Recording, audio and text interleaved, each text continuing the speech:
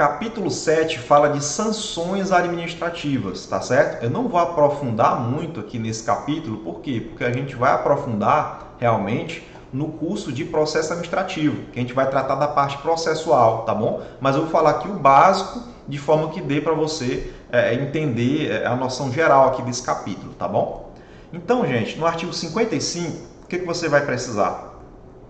Você vai precisar do parágrafo 4º, tá certo?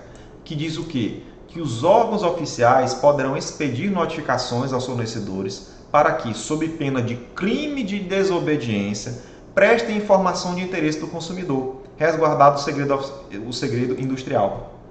O que isso aqui quer dizer, gente?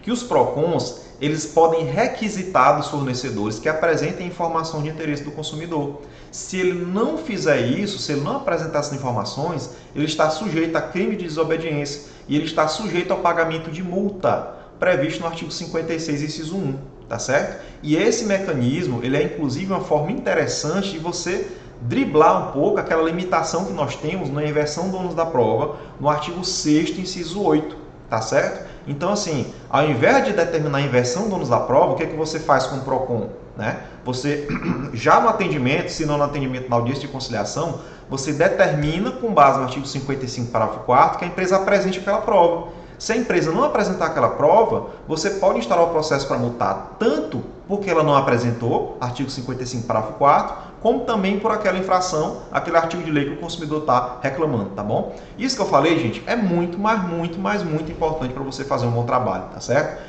Assista quantas vezes você achar que deve, anote, porque isso é fundamental para que você consiga realmente fazer o seu PROCON funcionar, tá bom? Artigo 56. As infrações ao Código de Defesa do Consumidor, o que é infração, gente? Você torna fraco. Então, toda vez que você não respeita o Código de Defesa do Consumidor, você está enfraquecendo o Código de Defesa do Consumidor, tá? Isso considerando a origem etimológica da palavra infração, tá certo? Então, toda vez que você torna fraco o Código de Defesa do Consumidor, né, é preciso ter uma punição. Que punição é essa? Sanção administrativa. Sanção administrativa. O que é isso? A multa que o PROCON aplica, tá certo? A multa em regra, porque a gente vai ver que tem outras espécies, tá bom? Sem prejuízo da de natureza civil, penal, ou seja, o fornecedor pode sofrer uma sanção penal? Pode. Ele pode ser condenado por danos morais na esfera civil? Pode. Danos materiais na esfera civil? Pode. Mas ele também tem que recolher um valor ao Fundo de Defesa do Consumidor em razão daquela infração, tá certo? Isso é a sanção administrativa, tá bom? E das definidas em normas específicas. Por exemplo, um fornecedor ele pode ser compelido a pagar um valor para o Fundo do Consumidor e um valor lá em razão, por exemplo, um posto de combustível. Um posto de combustível, ele vai ser multado pela ANP e vai ser multado pelo PROCON, tá certo? Então, nós temos aqui as espécies de sanções administrativas, tá? Nós temos aqui a multa, nós temos a apreensão, a inutilização, cassação do produto, enfim, proibição de fabricação do produto. O que realmente é importante para você que trabalha no PROCON? O que é 99% das sanções que a gente aplica? Multa. Multa, tá certo? A apreensão a gente utiliza também de vez em quando. Inutilização também. Você lembra do caso do peixe que eu falei, que foi apreendido e inutilizado? Pois é, ó, a apreensão, inutilização e ainda foi multado o fornecedor, né? Aí você me pergunta, Ricardo, pode aplicar tudo isso acumulado? Pode. As penalidades são aplicadas cumulativamente, inclusive por medida cautelar, antecedente ou incidente. Incidente no curso do processo, antecedente antes do processo. Qual foi o tipo de medida cautelar no caso do peixe? Né? No caso do peixe foi antecedente. Por quê? Porque não tinha um processo administrativo instaurado. O fiscal viu a situação e agiu antes de ter um processo instaurado. Então, devido ao processo legal, ele vai ser exercido depois no direito de defesa. Tá certo? Em resumo, gente, é isso. E o que eu posso falar para vocês aqui de importante, de realmente importante para a prática, para o dia a dia, é essa sanção aqui também, tá? Suspensão temporária da atividade. Suspensão temporária da atividade. Essa notícia aqui é bem recente, ó. Um PROCON fechou 11 agências bancárias pelo descumprimento reiterado da lei de tempo máximo de espera de fila, tá bom? Ele suspendeu a atividade, tá certo? Outra aqui, ó, interdição. Procon fecha quiosque da editora 3 no aeroporto de Brasília. Vocês lembram que eu falei da questão das editoras que ficavam enganando o consumidor, que estava apressado para pegar o voo? Pois é, foram tantas as infrações reiteradas, né, que o Procon teve que interditar, o Procon DF teve que interditar esse guichê para que ele parasse de enganar os consumidores, tá certo? Fora isso, gente, não tem muito que você ver aqui para a prática. No mais, a gente remete vocês ao curso de sanções administrativas, tá? Isso no artigo 56.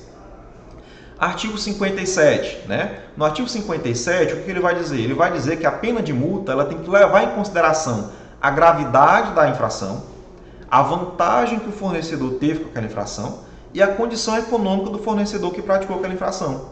Então, nós somos obrigados a considerar esses três pilares para fazer a dosimetria da multa, tá certo? E essa multa, obviamente, tem que ser aplicada mediante um processo administrativo, um passo a passo, tem que ser dado o direito de defesa, tá certo? E o valor dessa multa ela vai ser redirecionado para um fundo estadual municipal de defesa do consumidor, tá? E esse dinheiro, é claro, ele vai ser reinvestido na defesa do consumidor. Vai pagar diárias para, por exemplo, nós vamos ter agora um curso prático, né, de multas. Ele vai pagar a diária, né, dos servidores que vão se deslocar do interior para a capital. Ele paga computadores que estão no Procon. O fundo do consumidor está pagando a cadeira que eu estou sentando. Ele está pagando esse computador que eu estou gravando esse curso, tá certo? Tudo isso foi originado por multas aplicadas pelo Procon, tá bom? E a multa aqui, gente, de acordo com o parágrafo único do artigo 57, ela tem um limite, ela tem um piso e um teto. Ela não pode ser inferior, né, a 200 e não superior a 3 milhões, né, de unidades fiscais de referência, tá certo? Isso aqui você vai ver com mais detalhes no outro curso que eu falei. No mais, artigo 58 você não vai precisar na prática, remeta você a outro curso. Artigo 59, mesma coisa, tá certo? Artigo 59 também você não vai precisar no seu dia a dia, tá bom? E o artigo 60, ele se liga ao artigo 39, vai falar da contrapropaganda. Isso aqui também você não vai necessitar entrar nesse mérito, porque já é um processo coletivo, já vai ser a cargo do Ministério Público. Tudo bem, gente? Então, é assim que a gente vai encerrar essa primeira fase, né, do curso. Aqui nós já temos o título 2 de infrações penais. Futuramente, né, a nossa ideia é acrescentar outros módulos, né, com detalhamentos acerca de vários outros temas, como por exemplo a resolução número 1000 da ANEEL e outras legislações, né, que quem trabalha nos PROCONs costuma precisar mais. Tudo bem?